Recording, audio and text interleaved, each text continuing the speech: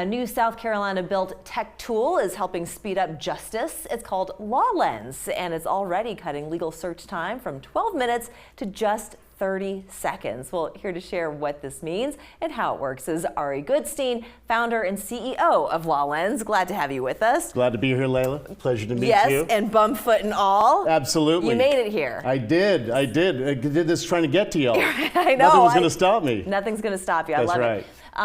This sounds like such an interesting concept. First of all, maybe tell our audience sort of what your background is. Yeah, absolutely. So I've spent the last 2 decades working in Silicon Valley, working for everything from the major Fortune 500s to tech startups. And I love tech startups, and that was my specialty for the last decade. Okay. Helping companies that were well-funded, with a neat idea, kind of take them to the next level. Did you have a law background as well? Only in my family. But oh, okay, all right. So maybe they were a little bit of inspiration for this. 100%. But what was the inspiration to do this concept, and exactly what is it? So you say search time, cutting it down from 12 minutes to 30 seconds. That's incredible. But in what way? What are we looking at when we use LawLens? Absolutely. So the problem with what we solved with LawLens was first the realization that there was a problem. And everyone watches, we love NCIS, Sure. Criminal Minds, all of those fun shows. And you know what they never have a problem with? Figuring out exactly what they're going to arrest somebody for. They know the charge, so we all have that assumption, and we thought that's what it was. But what's really amazing is that that's one of the toughest parts of the criminal justice system. It is a very complex entire process of just understanding what, from the moment an individual is arrested, what they are charged, from the entire process to going in front of the judge and the sentencing itself. It is obviously very, very high stakes. There is a lot of problems, and it causes some of the most backups and struggle in the time that leads to this backlog that we have. Is this also where you tend to see a lot of, say, defense attorneys typically having the charges reversed because they were improper to begin with? I mean, that's absolutely one of them. I mean, it comes from everything from the defendant not understanding the charge and going into, that leads to appeals from that point to, everything from somebody getting charged the wrong thing, maybe overcharged or undercharged. All of those things a lot of times happen just from understanding it.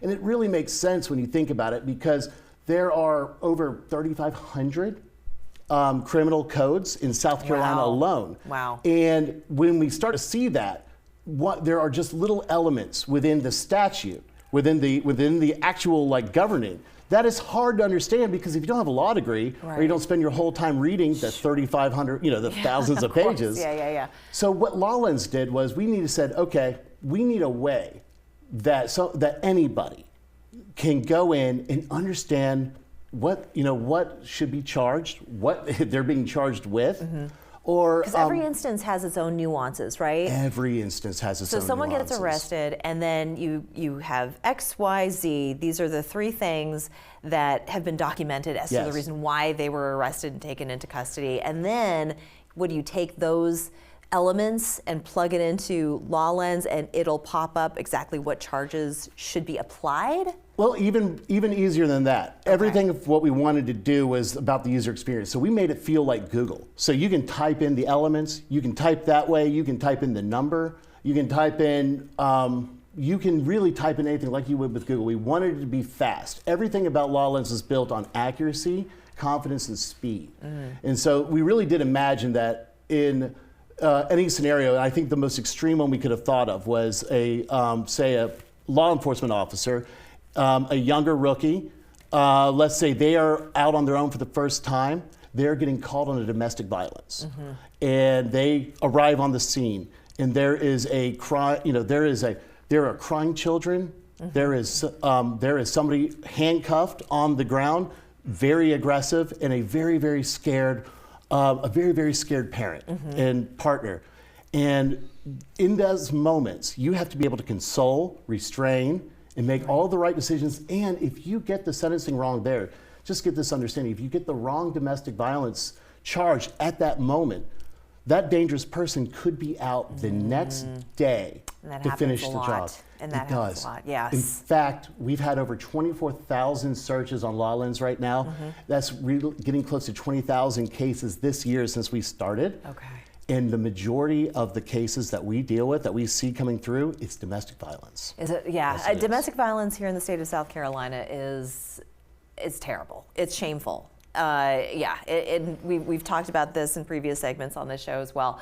But this is specifically for courts, lawyers to use as well, law enforcement. So is this broad, applicable to everybody, the public? To the public as well. So we use AI, but we use it in a very, very, very controlled way. We have to have 100% accuracy. Sure. So our algorithm, our patent pending algorithms, actually are built with human interaction as well as new methods of constraints. Okay. So that what that gives us the ability to do is we create 5th grade reading level summaries for every crime. I see. So anybody who needs to know, so you can go in and understand.